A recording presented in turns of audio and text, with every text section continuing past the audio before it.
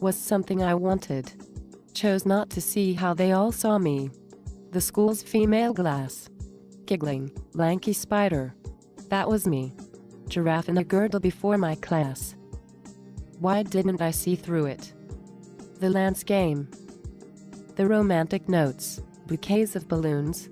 Barrage of cruelty, at him, in my name. Now the best years of his life in ruins. I dogged his every move while they watched. Asked, why? Doesn't she get it? Desperate. I tried to be normal, while they all watched. My only chance, one I couldn't forfeit. Like no one else, I saw what might have been. I had a lot more seeing to take in. Before I could sit down and rest with it. Thought they all saw the color of my skin. And when I looked at them, they felt bewitched. Like I stared through folks. Meant to curse them all. Couldn't get my stink out of their noses. Oftentimes it was too much to stand tall. It was Esther who I let come closest. Only she didn't mind my skin color. I wanted folks to just leave me alone. But my daddy said, you already are. A wild brown island, all on your own. I wondered if they'd ever let me be. Dal says it's their own hate they see in me. He saw in me. Turned our want of acceptance into show. He knew I could never just let it be, and led me toward a shame they'll never know. TJ says there must have been a purpose. Some reason I have yet to understand. This turning my life into a circus, just another follower to command. I made myself thinner and thinner. Came out of the shadows in new dresses. And I thought my life would change forever, but my plight is not one that impresses. I think all I wanted was a true friend. Maybe it was the same with Merlin. Couldn't stand himself, so he hated me. Joined the KKK. Thought he'd fit right in, till he saw not what he wanted to see. Felt like I was being buried alive, drowning in all the whiteness in our town. Someone tried to take Mr. Hirsch's life. They blamed Merlin, but he couldn't be found. I could have come forward and cleared his name from the first, but thought Merlin ought to pay. Time was right. Needed someone to blame for me being in a white world this way. So I waited and didn't regret it. All looked the way they wanted to see it. And I was clanless. I was an outcast. And high school is full of lies that won't fit my situation, both present or past. Was easier not to say anything. It would go away eventually, I thought.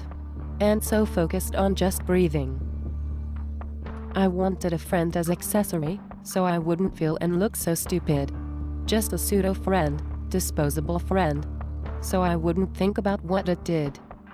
Of course, that didn't work out in the end. And I was so close to calling it quits. But I've got just as much right to exist. They all have just as much right to exist. And just as much purpose as me or you. Took me a long time to understand it. A lot of loss and a lot of hurt too. For Alice, Leonora, Melinda, for so many others in rage and hurt and desperation, who don't realize that the only pure evil is nothing. I want to help them be visible and proud. It's about nothingness in the end. Despair that moves in like a flash flood and they're all diminished again and again. I need to help them all understand it. There's no more hiding. Just the opposite. I don't feel like hiding anymore. Just the opposite. No more old abandoned closets for me. Back then, I couldn't even look at that part of myself. That part stolen from me. I got good at faking it for a while, which mostly kept me invisible. I did all my homework, practiced my smile, but all the pain remained unbearable. I wanted to confess to everything, hand over the guilt, mistakes, and anger. To dump it, erase it, do anything to forget. Thought no one wanted to hear. Forced to live with it, not simply exist. although I would so much rather resist. Especially when I'd rather resist. Mr. Field said, no way to pay a debt by stealing from someone else to do it. The smartest old white man I ever met. I used to wish that everyone was blind. Thought maybe we'd all be better off. And of my skin color, nobody would mind, or care to see me out with a white man, or think I had stolen what was given me. Between Mr. Field and Dow and Esther, I think it's probably better to see. It is the nothingness what makes it hurt. I know Merlin lost some of his that night. Now we both finally have some insight. And now I finally have some insight into why things happened the way they did with Rob and Glass, long before that last night. Before I was made to feel so stupid. Thought Lance could have handled it differently than so full of embarrassment and rage. And I knew I should have known instantly, after getting that very first message. I should have known what the real Lance would say. But TJ says I'm too hard on myself. It could not have happened another way. Despite all the strain on my mental health, I'll give them all the only thing I can.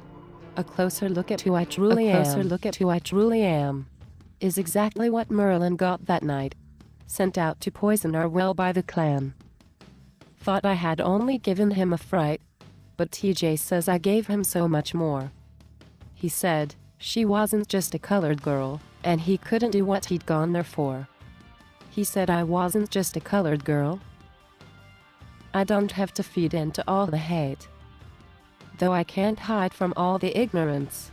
The way Merlin saw me that night was fate. I think it gave us both a better chance to live our lives better, to live them right, to no longer go down without a fight. The way I did when they all laughed and stared at Lance's sneer, my tremendous surprise, and all that strawberry cake on my shoes. As I cried and hoped, prayed to disappear, Simon never so much as glanced at me. There was Rowena, whispering in my ear, leading me out of there, helping me flee. I cannot erase that nightmarish day, the culmination of all our self-hate. Dow helped me to see it another way, to accept it. Live. I don't have to wait. Rather than hate myself, a pointless war, I'll watch the beauty grow out of my scars. Watching the beauty grow out of my scars. That's what Dow finally taught me to do. Not forget what happened under the stars that night at the party, when I was too young and too drunk. Andy Evans raped me. It happened. There is no avoiding it. No forgetting. No hiding. No fleeing. I can allow myself to live with it. Not going to let it kill me. I'll grow. Cut off the damage. Long dead from disease. Lively Melinda girl I used to know. She's the one I want all of you to see. I'm now able to get to it. Speak it. Nothing exists without its opposite. Simon and Merlin and Andy, they have just as much purpose, a right to exist. To me, from my mother, this knowledge gave me the strength to see, teach it to others in a language they might all understand. It's not about race, or looks, or silence. It's about letting the hurt drain out and staving off all the nothingness within. It is a patience born of agony, of learning to never, ever give in. The evil things in this world are many. I said to these girls, the day we first met, back up and find your story.